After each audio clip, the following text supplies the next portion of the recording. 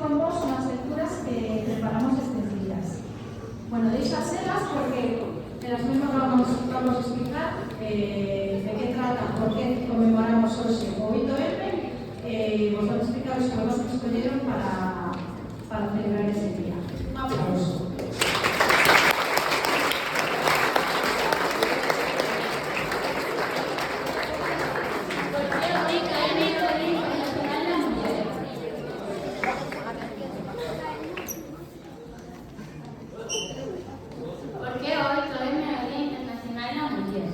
A principios do século XX, as condicións laborais das mulleres eran especialmente duras. Xornadas de máis de 12 horas, sen dereito ao voto femenino, cun salario moi precario, incluso inferior ao dos homens. Ante esta situación, algunhas mulleres comenzaron a organizarse e a alzar a voz reivindicando os seus dereitos. Unha data decisiva foi o 25 de marzo de 1911, cando un incendio nunha fábrica de Nova York provocou a morte dos seus empregados, a maioría das mulleres. Estas estaban fechadas con chave para evitar que tomasen descansos, polo que non puderon escapar. A parte dese feito, as reivindicacións intensificáronse.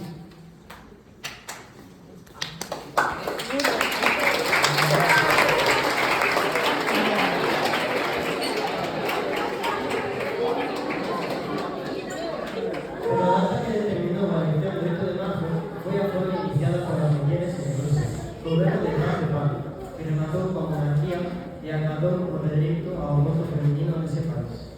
60 anos máis tarde, en 1971, a ONU declarou o 8M como Día Internacional da Muller. Esta é unha data de festa, pero tamén de memoria e de heroica. Nesta ocasión, dende o equipo de Igualdade, queremos conmemorar este día coa lectura dos poemas do libro As trovadoras iniciales, de Clara Brito, onde se homenaxean as profesións femininas os esquecidos.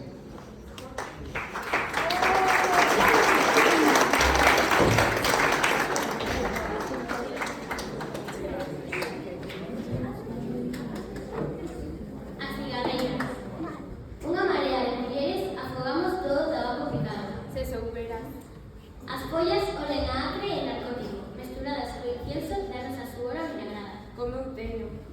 Petámolas e afundímolas no mar, e de súpeto gozamos do recento de auga salgada. O meu corazón.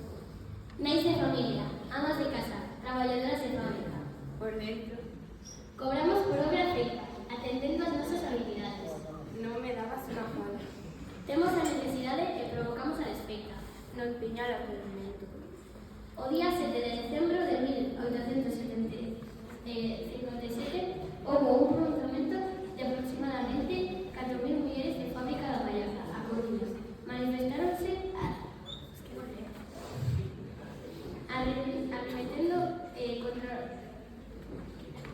arremetendo contra os xefes e empregados do establecemento. Destruíron todo o tabaco picado, pitos e follas. Romperon e fixeron anacos as máquinas novas, que xunto cos móviles, papeles, libros de caixa e efectos que levaron as habitacións do director foron montados ao mar.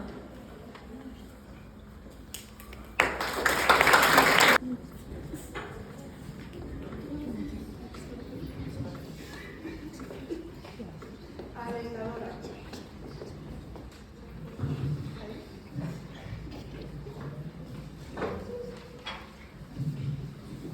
Alentadora.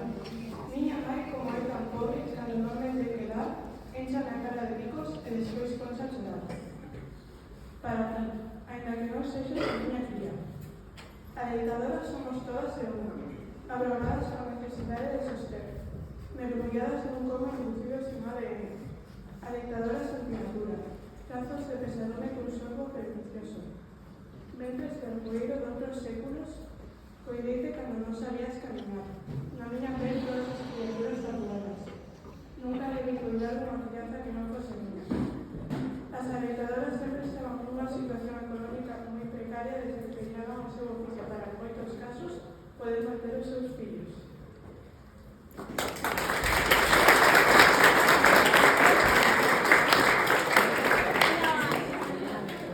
A menteira. Laura apoiou o que se encargado, o 13, para nos traer o leite de Zamora Sastra.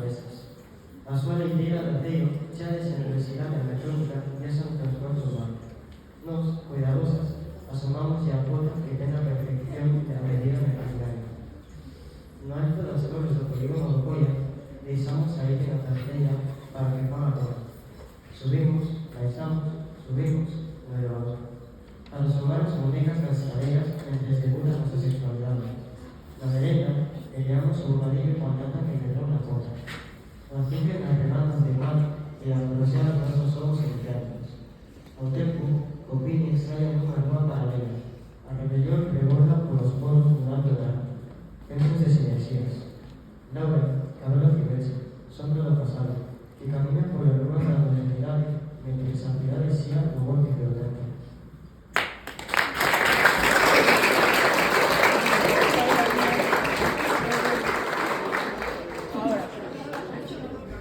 Pedí polvos para acercar o océano. Non sei se estes dedos esmigallados deben con a tesoira e a agulla e a tesoira, para elear e deselear. Elear e deselear. O pano xa non serve, a malla está desfeita. Elear e elear. No peirao estaba o perfecto, e o malle na casa, onde latexa a túa ausencia, ese Atlántico peixa abisal. Elear e deselear. Cando o mar devora os corpos, deixa a fame nas mans, das que nunca presenciarán o seu sotornamento. E deselear e elear. Tesoira e agulla. Non hai moitos anos, cando os mariñeiros morían no mar e os seus corpos non eran atopados, as súas mulleres non recibían pensión de viuvez. Moitas delas eran bebelas que, grazas á solidariedade do seu povo, recibían un salario polos seus labores.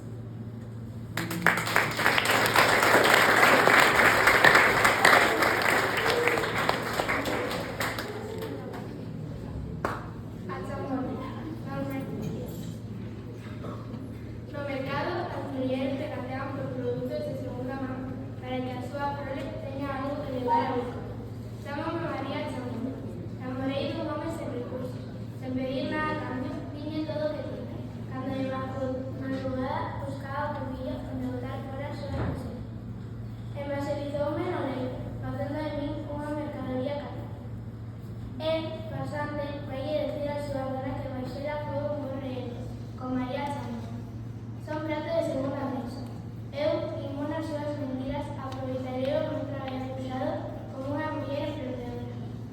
Era das Chamonas un traballo duro de pouca consideración social. É fácil atopar na prensa da época anuncios breves onde a xente vendía móveis e outros obxectos e in abstraerse a chamorras.